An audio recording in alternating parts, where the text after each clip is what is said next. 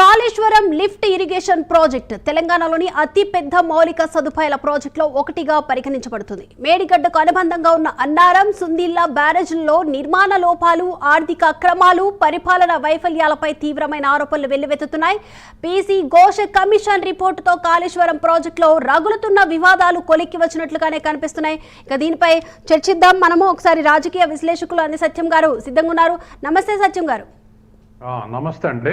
So మొత్తానికి Kaleshwaram project పై అయితే ఒక నివేదిక ఇచ్చారు. ఇప్పుడు తెలంగాణ సచివాలయంలో కూడా కేబినెట్ మీటింగ్ జరుగుతుంది. ఇంకొక వైపు చూసుకుంటే తెలంగాణ బీఆర్ఎస్ నేతలు అయితే ఫామ్ హౌస్ లో కేసీఆర్ తో భేటీ అవుతున్నారు. దీన్ని ఎలా చూడొచ్చు అంటారు? ఇది కాళేశ్వరం పగిలిపోయింది వాస్తవం. బ్యారేజీలు తర్వాత అవి పగిలిపోగానే పెద్ద సమస్య అయింది. దరిదాపు ఒక డజన్ కారణాలు బీఆర్ఎస్ ఓడిపోవటానికి మనం అనుకుంటే అందులో కాళేశ్వరం కూడా ఒక కారణం. ఎలక్షన్స్ ముందర ఈ పగుళ్ళు ఏర్పడటంతో ఇది ఒక పెద్ద ఇష్యూ అయింది.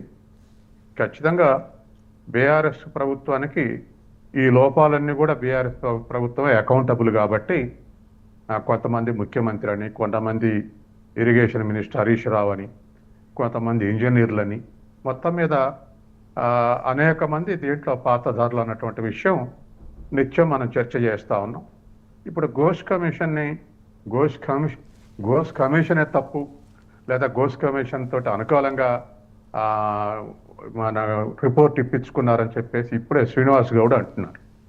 కానీ ఇంకా అదరగొట్టుడు వ్యవహారం కుదరదు. ఎందుకంటే ఎల్ నరసింహారెడ్డి ఉన్నప్పుడు ఆయన మాతోటి నెగిటివ్గా ఉంటున్నాడు, నెగిటివ్ స్టేట్మెంట్స్ ఇస్తున్నారని కంప్లైంట్ చేస్తేనే ఆయన తీసేసి ఘోష్ కమిషన్ నియమించింది. ఇది రాష్ట్ర ప్రభుత్వం ఎన్నుకున్నటువంటి ఎంపిక కాదు. అడ్వైజ్ ప్రకారమే, సుప్రీం అథారిటీ అడ్వైజ్ ప్రకారమే ఘోష్ నియామకం జరిగింది. కాబట్టి ఇవాళ ఎవరు కమిషన్ ఏ నివేదిక ఇచ్చినా ఇది ఫలానా అని చెప్పేసి అంటే అనేవాళ్ళ క్రెడిబిలిటీ పోద్ది. ఎందుకంటే ఆయన గొప్ప జస్టిసు, తర్వాత పెద్దగా అఫిలియేషన్స్ ఉన్నటువంటి వ్యక్తి కాదు. అటువంటి వ్యక్తి మీద మళ్ళీ ఇప్పుడు కమిషన్ అనుకున్నట్టు ఇచ్చింది నివేదిక, ఇవన్నీ నిలబడేవి కావు.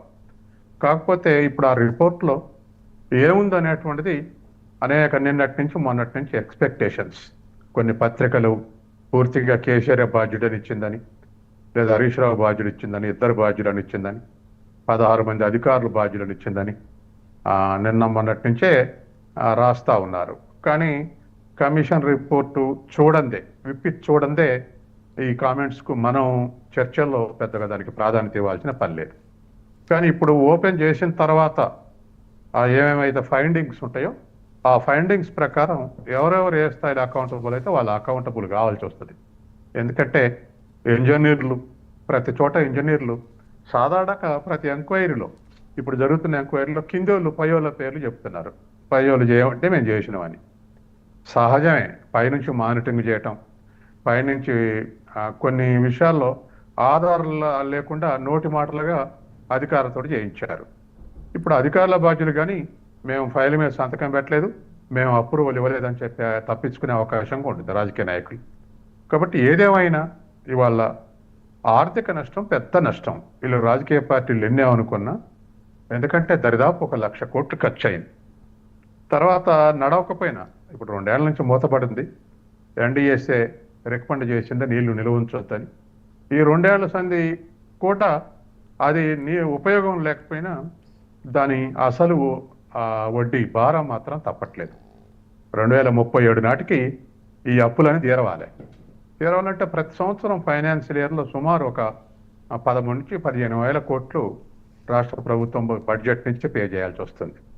కార్పొరేషన్ కమిషన్, కాళేశ్వరం కార్పొరేషన్ అనేటువంటి దాన్ని నిర్మించి కార్పొరేషన్ దాని అప్పులు తెచ్చారు. మరి అటువంటిప్పుడు కార్పొరేషనే తీర్చాలి.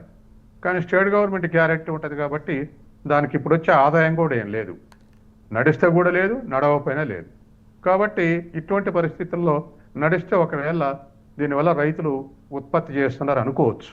కాబట్టి 2 లేవు. కాబట్టి ఇప్పుడు ఆ భారాన్ని ప్రతి ఫైనాన్షియల్ ఇయర్లో ఆ భారాన్ని భరించాలంటే పోయిన మార్చి వరకే దరిదాపు 16,000 కోట్లు చెల్లించారు. అంటే 16,000 కోట్లు అంటే ఇవాళ ప్రతి సంవత్సరం అట్లాగే 10 నుంచి 15, 16,000 కోట్లు కొన్ని వడ్డీలకు 10% కూడా తెచ్చారు, 11% కూడా తెచ్చారు.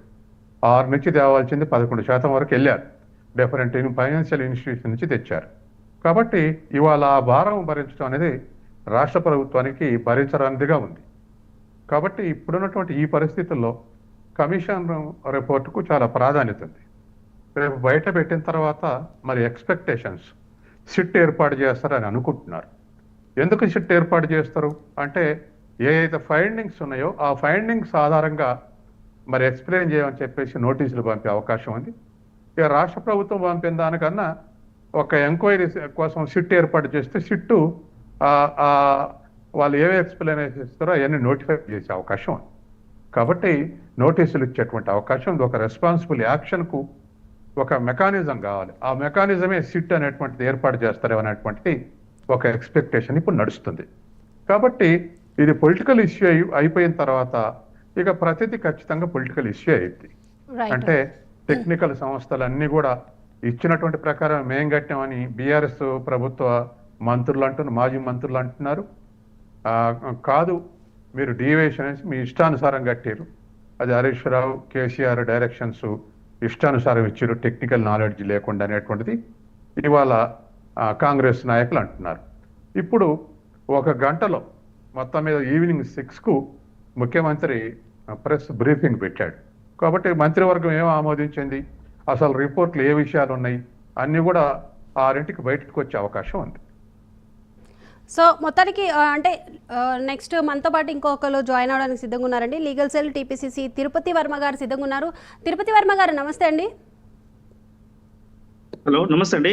నమస్తే అండి. ఇది కేసీఆర్ చెప్పడం వల్లే తాము ఈ ప్రాజెక్టును నిర్మించాము అని కూడా అధికారులు వెల్లడిస్తున్నారు. దీన్ని ఏ విధంగా చూడొచ్చు అంటారు?